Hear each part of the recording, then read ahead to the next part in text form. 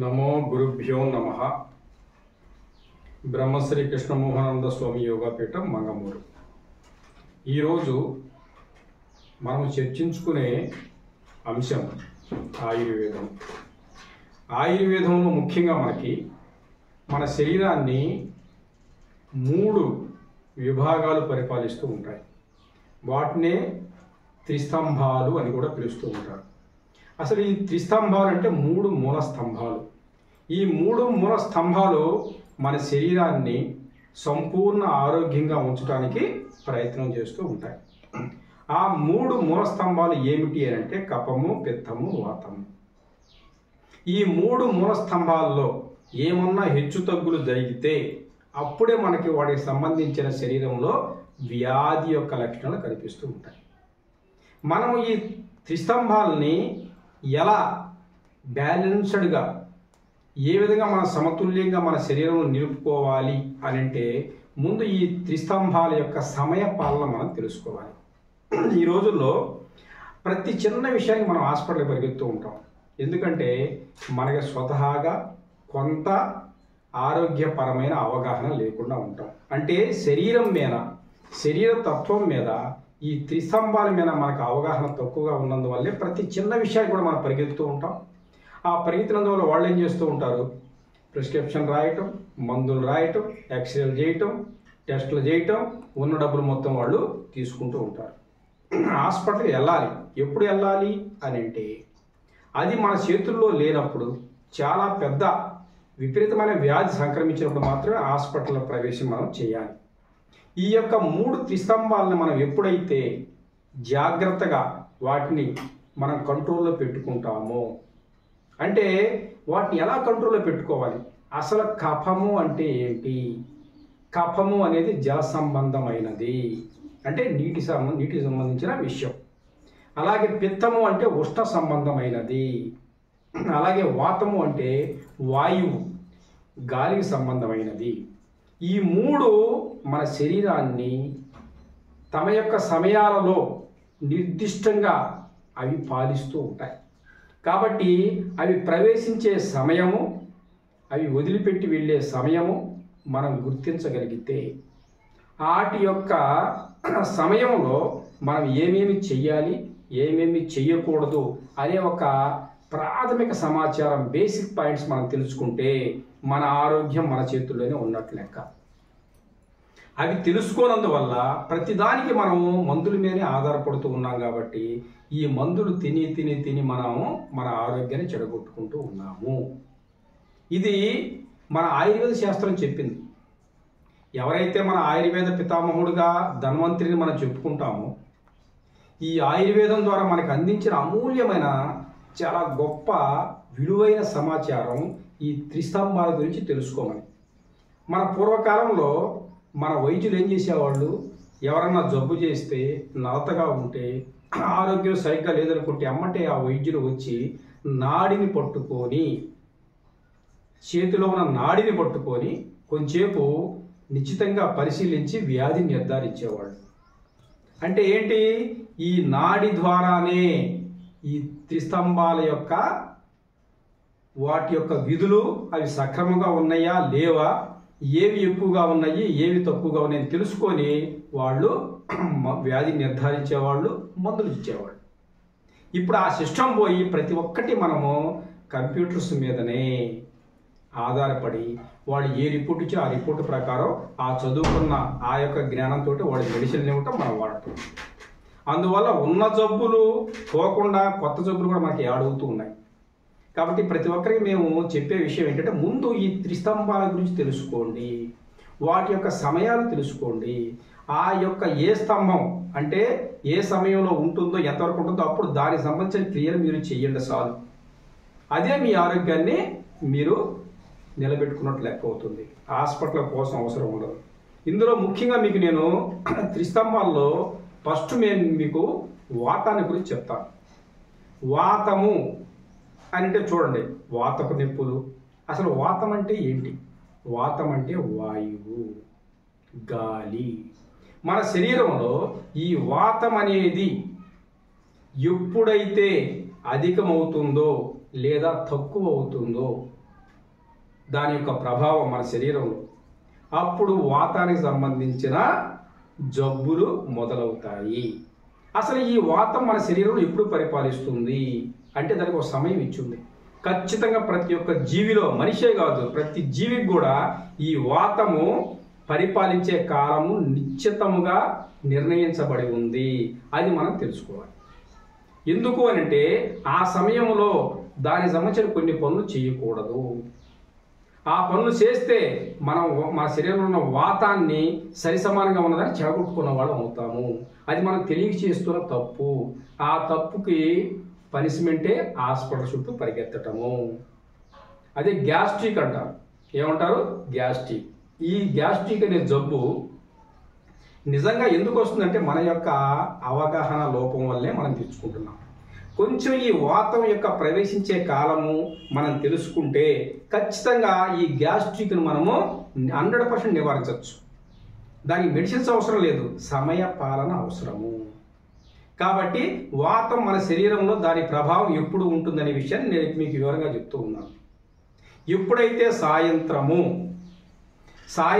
అంటే సాయంకాల సంధ్య అంటే అసురు సంధ్య అంటారు. సూర్యుడు అస్తమించే సమయము నుండి ప్రాతకాల సమయము అంటే 4 గంటల వరకు, అంటే సాయంత్రము సూర్యుడు అస్తమించిన తర్వాత రాత్రి అవుతుంది. అప్పటి నుండి ఉదయము ప్రాతకాల సమయం అంటే 4 గంటల వరకు, ఈ 4 గంటల సమయం వరకు మన శరీరములో ప్రతి ఒక్క జీవిలో కూడా వాతము తన యొక్క ప్రభావాన్ని చూపిస్తూ ఉంది. బాగా గుర్తుపెట్టుకోండి, వాతం అంటే ఒక స్తంభం అంటే మూలం అన్నమాట. ఆ పిల్లరు మన శరీరాన్ని పరిపాలిస్తూ ఉంటుంది కాబట్టి వాతము. ఈ సమయంలో మనం ఏం చేయాలి తెలుసా? ఈ సమయంలో గాలి యొక్క ప్రభావం శరీరం మీద అధికంగా ఉంటుంది కాబట్టి ఆ సమయంలో భోజనం చేయకూడదు. భోజనం చేస్తే ఏమవుతుంది? ఆ వాతం ఎక్కువయ్యి అప్పుడేమవుతుంది?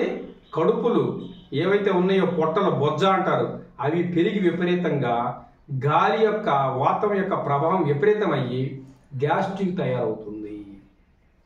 కాబట్టి మీకు ఒక సమయం రావచ్చు, అరే సూర్యాప్తం అయ్యేది సాయంత్రం 7 గంటల లోపు అవుతుంది కదా, మరి అప్పటికే మనం భోజనం చేస్తే మరి రాత్రి మొత్తం మనం ఎలా ఉంటాం ఆకలికి? అసలు ఇప్పుడు మన సమయాలు ఎలా ఉన్నాయి? రాత్రి 12 గంటలకు కానీ మనం భోజనం చేయట్లేదు.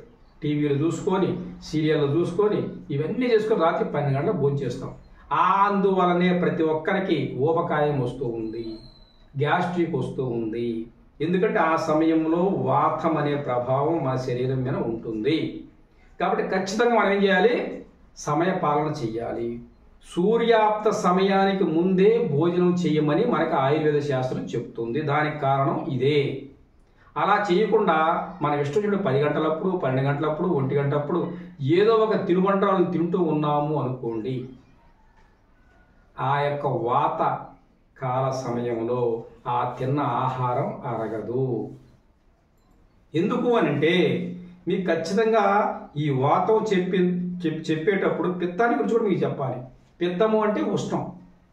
అంటే మన శరీరంలో ఏ ఆహారం మనం తీసుకున్నా కూడా ఏమవుతుందో తెలుసా? ఆ ఆహారం జీర్ణం అవ్వాలంటే జఠర గ్రంథిలో ఉన్న ఉష్ణం అనేది బాగా తేజస్సుగా ఉండాలి. కానీ సూర్యాప్తము జరిగింది అంటే మన శరీరంలో ఉన్న ఆ యొక్క ఏదైతే ఉష్ణం అనేది ఉందో అది కూడా ప్రభావం తగ్గిపోతుంది. కాబట్టి మనం భోజనం చేస్తే ఆ భోజనము జీర్ణము కాదు, అలాగే ఉండిపోతుంది. కాబట్టి కడుపులు నొప్పి వస్తుంది, గ్యాస్ట్రిక్ వస్తుంది, రకరకాల జీర్ణ సంబంధమైన వ్యాధులు వస్తాయి. కాబట్టి దయచేసి ఎవరైనా సరే తమ యొక్క భోజన నియమాల్ని మార్చుకోవాలి. ఎందుకు? మనం ఆరోగ్యంగా ఉండాలి అని అంటే రాత్రిపూట సూర్యాప్తానికి ముందు మనం భోజనం చేయాలి. అది కూడా అల్పాహారంగా చేయాలి, పూర్తి భోజనం చేయకూడదు. ఇది మనకు ఆయుర్వేదం ద్వారా మనకు తెలుస్తుంది, నేర్పిస్తుంది కూడా. అప్పుడే మీరు సంపూర్ణ ఆరోగ్యవంతులుగా ఉంటారు. కాబట్టి ఇప్పుడు మనం ఏం తెలుసుకుంటున్నాం? ఈ యొక్క వాతం గురించి తెలుసుకుంటున్నాం. ఈ వాతం ద్వారా ఒకవేళ మనము కొన్ని ఈ గ్యాస్ట్రిక్కి, ఈ యొక్క బొజ్జ పెరగటానికి, ఇలాంటి వాటికి మనం బాగా లోనై ఉన్నాం అనుకోండి, వాటిని తొలగించుకోవడానికి మనకి ముద్రలు కొన్ని ఉన్నాయి. ఆ ముద్రలు కూడా మనకి ఆయుర్వేద శాస్త్రం చెప్పింది, యోగా శాస్త్రం ద్వారా చెప్పబడింది. ఎందుకు అని అంటే ఆ ముద్రలు ముఖ్యంగా ఏదైతే శూన్య ముద్ర ఉందో, ఆ శూన్య ముద్ర అనేది మనకు ముఖ్యంగా ఆ ముద్ర మనం వేయగలిగితే ఈ యొక్క గ్యాస్ట్రిక్ సంబంధించి, ఉదరకోశానికి సంబంధించిన జబ్బుల్ని మనము, వాతానికి సంబంధించిన జబ్బుల్ని మనము నివారించుకోవచ్చు, తగ్గించుకోవచ్చు. ఇప్పుడు మనము అసలు శూన్య ముద్ర ఎలా వేయాలి, దీనికేం మీకు డబ్బులు ఖర్చు కావు, ఒకరి సలహా మీకు అవసరం లేదు. అసలు ముద్ర ఎలా వేస్తామని తెలుసుకుంటే మనకి ఈ వాతం ద్వారా వచ్చే జబ్బులను మనము నియంత్రించుకోవచ్చు, నివారించుకోవచ్చు, తగ్గించుకోవచ్చు. కాబట్టి ఈ వాతానికి సంబంధించిన విషయాల్లో సమయపాలన ఇంపార్టెంట్, అలాగే ఆహార నియమాలు మనం చెప్పిన ఇంపార్టెంట్. వాటితో పాటిస్తూ ఇంకా మనం ఏం చేయాలి, శూన్య ముద్రను మనం చేయాలి. ఇప్పుడు యోగా శాస్త్రం మనకి ఏం చెప్తుందంటే, ఆయుర్వేదం ద్వారా కూడా ఏం చెప్తుందంటే, మనకి ఈ చేతిలో 5 వేళ్ళు ఉంటాయి. ఈ 5 వేళ్ళకు కూడా 5 పేర్లు ఉన్నాయి. ఎందుకు చెప్తున్నాను అని అంటే వివరంగా మీకు అర్థం కావాలి. అర్థం కావాలంటే ముందు వీటి యొక్క మూలాల్లోకి మనం వెళ్ళాలి. ఈ 5లో కూడా మొట్టమొదటి ఏలు ఏదైతే ఉందో ఈ వేలును మనం అంగుష్ట అంటాం. ఏమంటాం మనం? అంగుష్ట. అంగుష్ట అనే వేలు దేనికి ప్రతీక? పంచభూతాల్లోని అగ్నికి ప్రతీక. దీన్ని ఏమంటాం మనం? అగ్నికి ప్రతీక. ఇప్పుడు రెండో ఏలు మనం చూపిస్తున్నాం. ఇది సూపుడు వేలు అని మన వ్యవహారికంలో అంటాం. అదే మనము ఆయుర్వేదంలో కానీ యోగా శాస్త్రంలో కానీ దీన్ని తర్జని అని పేరు అంటాం మనం. దీన్ని ఏమంటాం మనం? తర్జని. ఇప్పుడు 2 ఏళ్ళు అయిపోయినాయి. ఇప్పుడు మూడో ఏలు మధ్యలో ఉంటుంది, పొడవుగా పెద్ద ఏలు. అది వ్యవహారికం. కానీ ఆయుర్వేదం, యోగాలో దీని పేరు మధ్యమ అంటాం. ఏమంటాము? మధ్యమ. ఇది వచ్చేసి దేనికి ప్రతీక? ఆకాశానికి ప్రతీక, శూన్యానికి ప్రతీక. అలాగే ఈ రెండో వేలు ఏదైతే ఉందో తర్జని, సూపుడు వేలు, ఇది వాయువుకి ప్రతీక, అంటే వాతానికి ప్రతీక. అలాగే ఇప్పుడు 4వ వేలు ఏదైతే ఉందో దీన్ని మనం ఏమంటాము? ఉంగరపు వేలని వ్యవహారంలో పిలుస్తాం. దాన్ని మనము ఆయుర్వేదం గారి జ్యోతిష్యం, ఇది యోగాలో గారు మనం ఏమంటామంటే అనామిక అని పిలుస్తాం. ఏమంటాం? అనామిక అంటే భూమికి ప్రతీక, ధాతువుకి ప్రతీక. కాబట్టి ఉంగరం కానీ ఎలాంటి ధాతువు కానీ ఈయలకి పెట్టుకుంటాం. ఇప్పుడు మనము 5వ వేలైన ఈ చివరి వేలు, దీన్ని ఏమంటాం? మన వ్యవహారికంలో చిటికెన వేలు అంటాం, లేదా చిన్న వేలు అంటాం. దీన్నే ఆయుర్వేదం లేదా యోగాలు ఏమంటామంటే కనిష్ట అంటాం. ఈ ఏలు దేనికి ప్రతీక? జలానికి ప్రతీక. అంటే ఈ 5 వేలు పంచభూతాలకి ప్రతీకలు మన శరీరంలో. ఈ మనకి బయటికి కనిపిస్తూ ఉంటాయి. వీటి ద్వారానే వేసేయే ముద్రలు అంటాం. ఏమంటాం మనం? ముద్రలు. ఈ ముద్రల ద్వారానే మన శరీరంలో ఉన్న ఈ త్రిస్తంభాలను కంట్రోల్ చేసుకోవచ్చు. ఏమైనా హెచ్చు తగ్గులు ఉంటే అవి ఎలాగూ ఇప్పుడు మేము చెప్పాం. ఈ యొక్క వాతం ఎక్కువయింది, మనం ఏం చేయాలి? శూన్య మామూలుగా మనము ఏ ముద్ర వేసుకోవాలి? వాయు ముద్ర వేసుకోవాలి. ఇప్పుడు వాయు ముద్ర వేసుకోవాలంటే మన చేతిలో ఉన్న 5 వేలల్లో వాయువుకి ప్రత్యేక ఏంటి? తర్జని. ఈ ఏలు సూపుడు వేలు. కాబట్టి ఈ సూపుడు వేలుని ఈ యొక్క తర్జని అంటే అగ్ని, దీన్ని ఇలా నొక్కి పెట్టి ఈ 3 వేలు నుంచోబెట్టి ఈ విధంగా ముద్ర మనం వేయగలిగితే దీన్ని ఏమంటాం మనము? వాయు ముద్ర మనం వేసాం. అంటే ఏదైతే ఈ తర్జని, ఏదైతే ఏలు మనం మడిసి పెట్టామో సూపుడు వేలు, ఈ యొక్క అగ్ని ప్రతీక అయిన ఈ యొక్క అంగుష్టాతో మనం నొక్కి పెట్టినప్పుడు ఒక క్రియ అనేది మొదలవుతుంది. ఆ క్రియ వల్ల ఏమవుతుందంటే ఈ యొక్క సూపుడు వేలు మడత పెట్టినందువల్ల ఈ యొక్క ఇది నరము, ఈ నరము నేరుగా వెళ్ళి మన యొక్క ఊపిరితిత్తులు కనెక్ట్ అయి ఉంటుంది. దేనికి కనెక్ట్ అయి ఉంటుంది? ఊపిరితిత్తులు కనెక్ట్ అయి ఉంటుంది. కాబట్టి ఊపిరితిత్తులు దేనికి నిలయాలు? వాయువుకు నిలయాలు. అంటే గాలికి నిలయాలు. మనం తీసుకునే గాలి మళ్ళీ రిటర్న్ చేయటము, పంపటం మొత్తం ప్రక్రియ ఎలా జరుగుతుంది? ఊపిరితిత్తుల్లో జరుగుతుంది. కాబట్టి దీని నరమ ఊపిరితిత్తులకు కనెక్ట్ అయి ఉన్నందువల్ల, ఇలా నొక్కిపెట్టి ఉన్నందువల్ల ఈ యొక్క ప్రక్రియ అనేది అక్కడ ప్రభావం చూపించి అక్కడ ఉన్న హెచ్చుతగ్గుల్ని ఇది కంట్రోల్ చేస్తుంది. కాబట్టి మనం ఏం చేయాలి? మనకి గ్యాస్ట్రిక్ ఉందనుకోండి, మీరు ఎప్పుడు ట్యాబ్లెట్లు తినటం కాదు, ఈ యొక్క వాయుముద్రను మీరు వేసుకోండి. ఈ వాయుముద్రను వేసుకునేటప్పుడు ఈ టైపులో వేసుకుంటే కూర్చొని వేసుకోవచ్చు, పండుకొని వేసుకోవచ్చు, నడుస్తా కూడా మనం వేయచ్చు. ఒక 2 నిమిషాల వరకు ఈ ముద్రని మనం ప్రతిరోజు వేయగలిగితే మన యొక్క వాతానికి సంబంధించిన ఏవైతే జబ్బులు ఉన్నాయో, క్షయ, టీబీ, అలాగే జలుబు, ఇవన్నీ వస్తాయి ఈ గాలి వల్లనే వస్తున్నాయి. దీన్ని కంట్రోల్ చేసే ఒకే ఒక్క ఏమంటాం ముద్ర, వాయు ముద్ర. మన పూర్వీకులు కనిపెట్టారు దీన్ని. కాబట్టి దయచేసి ఎవరైతే గ్యాస్ట్రిక్ ఉందో వాళ్ళు ఖచ్చితంగా ఈ వాతానికి సంబంధించిన విషయాలు ఏమైతే ఉన్నాయో వాటిని కంట్రోల్ చేసుకోవటం కోసం ఖచ్చితంగా మనం ఈ వాయు ముద్రను వేసుకొని దీన్ని నివారించుకోవచ్చు. అలాగే సమయ పాలన చేయాలి. ఖచ్చితంగా సూర్యోదయానికి ముందు భోజనం చేయడం నేర్చుకోండి. తర్వాత అప్పుడు మీ ఆరోగ్యం చూసుకోండి. మీరు ఎలా ఉంటుంది మీ బాడీ అనేది. మీకు గ్యాస్ట్రిక్ రమ్మన్నా రాదు, 6 ప్యాక్ లాగా మీ బాడీ ఉంటుంది.